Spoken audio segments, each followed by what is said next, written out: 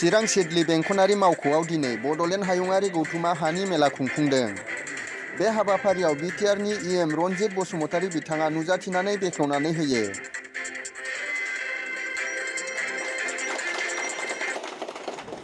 थांनाय भारत उदांस्रि जानाया 75 बोसोर जाबाय। बे 75 बोसोरनि उनावबो जोंनि बर'फ्रा बा बिटिसिआव थानाय बिटिसिआ दिनैसिम बेसे गोबाव जाखो नोंथांमोना मिथिखागौ। 2003 मायथाइसिमनिफ्राय बिटिसि जों जादों। 2003 मायथाइसिमथ' जोङो हानि मोन्थायखौ लानो रोंखायाखिसैनो। 2003 मायथाइनिफ्राय जोंनि सरकार फैजासिम खिन्थु आगोलनि जा बिटिसि सरकार हाग्रामा बिथांनि दैदेननायाव बिथाङाबो रावबो जोंनि हारिनि बा बिटिसिआव थानाय रायजो राजानि हानि गांनाय उखैनायखौ सुफुंनो थाखाय आवगायबोआखैमोन। दिनै जोंनि सरकारा मानब गेदेर प्रमद बर' बिथांनि दैदेननायाव हायानो मानसिनि थांना थानायनि गुबै फुंखा हिसाबै हायानो मेइन जेंना, बे जेंनाखौ सुफुंनायनि थाखाय जोङो आवगायबोदों। मानोना जोङो एनडिपिफोरा 34 बोसोर अस्त्र हमनानै मुभमेन्ट खालामदोंमोन हानि थाखायनो।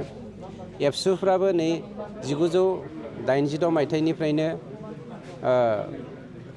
डिभाइड आसाम 50-50खौ मावबोदोंमोन, सोमावसारबोदोंमोन, बेबो हानि थाखायनो।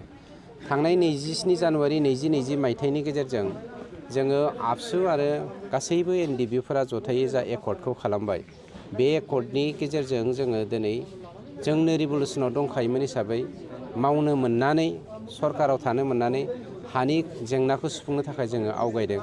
आरो बेनि थाखायनो सरकाराव फैनाय लोगो लोगो जोङो 5000 मानसिनो लेन्ड पाट्टाखौ रानना होदोंमोन। आरो बेनि अनगायैबो 879टा न'खरनो फरेस्ट एरियायाव थानाय न'खरनो जोङो लेन्ड टाइटेल सार्टिफिकेटखौ होबाय। आरो बावैसोनो जोङो 19173 न'खरनो लेन्ड टाइटेल सार्टिफिकेट होगोन फरेस्टआव। आरो बेनि अनगायैबो थांनाय 2 बोसोराव आं लेन्ड एन्ड रेभिनिउखौ जेराव नायबाय दङ, बे बोसोरनैनि गेजेराव आङो फ्राय 20,000टा मानसिनो लेन्ड टाइटेल मिउटेसन आरो लेन्ड हल्डिंखौ होदों। दानिया मानसिफ्रा जों साफ्रोमबो जेराव जानो गैयै हारिफोर, बर'आ बिटिसिआव 34 जौखोन्दोआल' हा दङ, 62 जौखोन्दो हा गैया। गतिके बे 62 जौखोन्दो हा दंब्लाबो गैजायै लेन्डलेस जानायनि जाहोना जादों बिसोरो बा बिथांमोना बा जोङो हानि खामानिखौ मावना लानो रोङाखै। बे 62 जौखोन्दोआबो गोरलैयैनो हानि खामानिखौ मावना लानो हायो बा हाथों होननानै जोङो दिनैनिफ्राय 22 तारिखसिम 10 साननि थाखाय लेन्ड मेला बानायदों। नाथाय 5 अक्ट'निफ्रायनो थांनाय अक्ट'निफ्रायनो जोङो फर्म फिलआपनि खामानिखौ मावहोदों। खिन्थु रायजोफ्रा माइ हानायनि थाखाय मावनो हायाखै। जोङो फोथायदों बे दिनैनिफ्राय लानानै 22 डिसेम्बरसिम ख्रिस्टमासनि सिगांसिम जोंनि मानसिफ्रा हानि खामानिखौ लैहोर लैहोर फैनानै मावफैगोन आरो मावफैगासिनो नै दा जों नुदों।